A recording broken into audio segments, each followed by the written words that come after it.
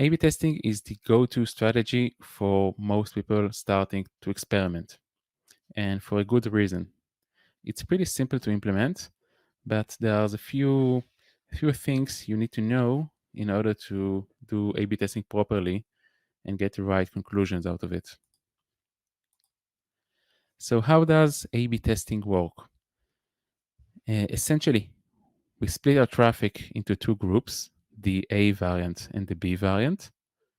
One of them, usually the A variant, is being allocated. We allocate a control group, which is, for example, our current model or our current website. And we have a test group in which we test like adding a new feature or deploying a new model or any sort of thing that we think might have some sort of an effect. And we let it run for a while. We split the users into the A variant and the B variant, A bucket, B bucket.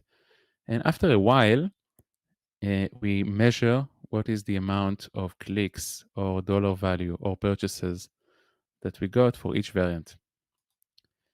Now, what could go wrong? It seems like a pretty basic setting. It turns out that quite a lot.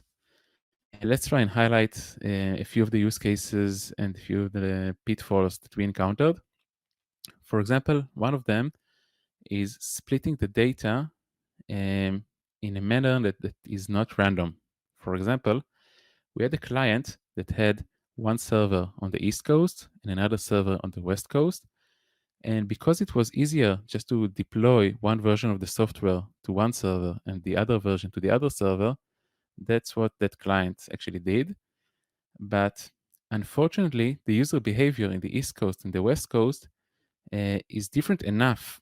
And he introduced a new feature that causes the entire experiment to be irrelevant. So we really need to be pretty mindful and think how we split the data in a way that doesn't introduce new features.